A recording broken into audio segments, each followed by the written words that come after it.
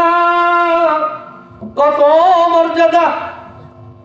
আমার নবী বলেছেন আবু বকর এমন একটা সাহাবী, সারা দুনিয়ার মানুষের আমল যদি এক পাল্লায় রাখা হয় আর আবু বকরের আমল যদি এক পাল্লায় রাখা হয়, সারা জাহানের মানুষের আমলের থেকে আমার আবু বকরের আমল হবে সবচেয়ে বেশি। এমনি আবু বকর হয় নাই, এটা রাসূলের প্রতি এমন মহব্বত ছিল ভাষায় প্রকাশ করা যাবে না।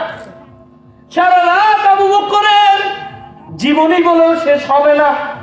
রাসূল একদিন বলেছে, আবু বকর শোনো শোনো, হিজরত করতে হবে যে কোনো একদিন মদিনায়, যে কোনো একদিন মদিনায় হিজরতের পথে তোমাকে সাথী হতে হবে। 2 বছর পর রাসূল করিম সাল্লাল্লাহু আলাইহি সাল্লাম আবু বকরের দরজায় এসে করাঘাত করলো, করার সাথে সাথে আবু বকর দরজা খুলে দিয়েছে। সুবহানাল্লাহ। গভীর রজনীতে নবীজি বলল, আবু বকর তুমি কি ঘুমাও নাই? এক করে হাতে একবার নক করেছি, দরজা খুলে দিলে। ও আবু বকর বলো বলো তুমি কি করেছো, আর তুমি কেমনে জানলে যে আমি রাসূল আঘাত করেছি? আবু বকর বলে, ইয়া রাসূলুল্লাহ শোনেন শোনেন, আপনি যেদিন বলেছিলেন হিজরতের পথে সাথী হতে হবে, ওদিনের পর থেকে আমি আবু বকর কোনদিন বিছানায় পিঠ লাগাই নাই।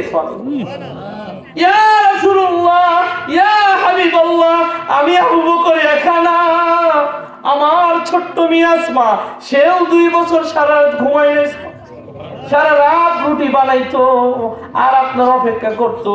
হিজরতের পথ লম্বা, ক্ষুধার্ত হবেন, এই জন্য রুটি সম্বল হিসাবে রেখে দিত, বানায় বানায় আপনার জন্য অপেক্ষা করতো।